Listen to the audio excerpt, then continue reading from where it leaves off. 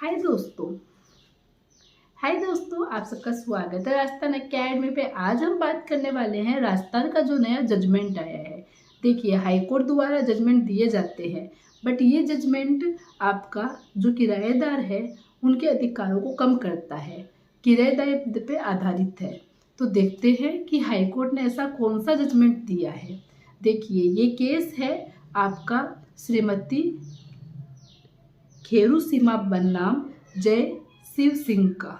इसके अंदर क्या है कि देखिए, एक किराएदार होता है और मालिक होता है। मालिक अपनी प्रॉपर्टी को खाली करवाना चाहता है किराएदार से, इसलिए वो किराएदार पे केस करता है अपनी प्रॉपर्टी को खाली करवाने के लिए। बट जब वो केस लड़ रहा होता है उस टाइम मालिक की मृत्यु हो जाती है। अब मालिक की मृत्यु हो जाने के बाद में उसके ऊपर मतलब जो केस है उसको कंटिन्यू करने के लिए जो लीगल रिप्रेजेंटेटिव है, जो उनके उत्तराधिकारी है, वो कौन है। लीगल रिप्रेजेंटेटिव की अपनी डेफिनेशन कहाँ दी हुई है?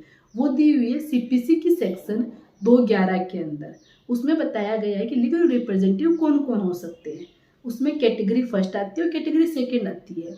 कैटेगरी फर्स्ट है, उसमें टोटल 16 मेंबर्स है, और कैटेगरी सेकेंड है, फिर वो उसके अंदर अपने मेंबर्स दिए हुए हैं अपने।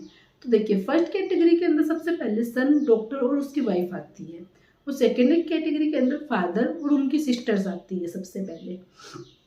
तो इसमें उनके जो लीगल रिप्रेजेंटेटिव के पुत्र, पुत्री और पत्नी के होते हुए भी वो उस केस को कंटिन्यू करने के लिए आगे नहीं आती है। वो नए आगे आके जो सेकेंड कैटेगरी के अंदर है लीगल रिप्रेजेंटेटिव, वो आगे आते हैं। उनके अंदर उनकी बहनें आगे आती है, वो अपने भाई के केस को कंटिन्यू करना चाहती है। और इस टाइम पीरियड जैसे 90 दिन का रहता है लीगल रिप्रेजेंटेटिव का पेश होने का, वो कोर्ट में पेश होती है।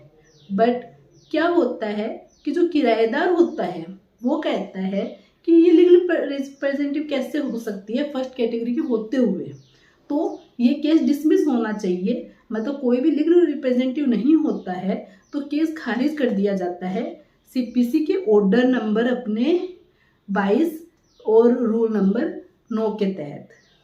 तो ये चीज़ दी हुई है अपने सीपीसी के अंदर। तो इसके तहत वो केस करता है और ये चीज़ कोर्ट नहीं मानती है और वो खारिज कर देती है इनकी अपील को। तो इसको लेके वो हाई कोर्ट जाता है कि भाई लोअर कोर्ट ने मेरी इस एप्लीकेशन को नहीं सुना।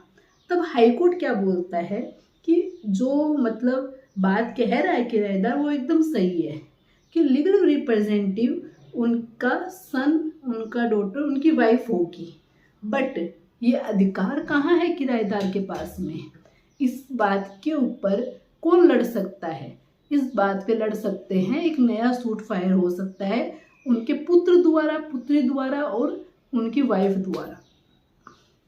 बट किराएदार को ये अधिकार नहीं है कि वो इस आधार पे इस केस को खारिज करवा सके या वो चैलेंज कर सके कि सिस्टर्स लीगल अधिकारी मतलब नहीं है, लीगल रिप्रेजेंटेटिव नहीं है, उसके पास ये राइट नहीं है। इस प्रकार ये केस लो एक मतलब इम्पोर्टेंट केस लो बन जाता है, जो किराएदार है उनके अधिकारों को कम करता है और मालिक के अधिकारों को बढ़ाता है। ये इसमें यही है कि ये केस कंटिन्यू रहेगा और सिस्टर्स रिप्रेजेंटेटिव हो सकती है। तो ये नया जजमेंट आया है। इस जजमेंट की पूरी आपको पीडीएफ फॉर्म पे टेलीग्राम चैनल पे मिल जाएगी। यदि आपने अभी तक हमारे टेलीग्राम चैनल को सब्सक्राइब नहीं किया है तो सब्सक्राइब कर लीजिए, और ऐसे लीगल फैक्ट्स के बारे में और जजमेंट्स के बारे में पढ़ना चाहते हैं तो हमारे चैनल को सब्सक्राइब करें और वीडियो को ज़्यादा से ज़्यादा लाइक और शेयर करें। Thank you for watching.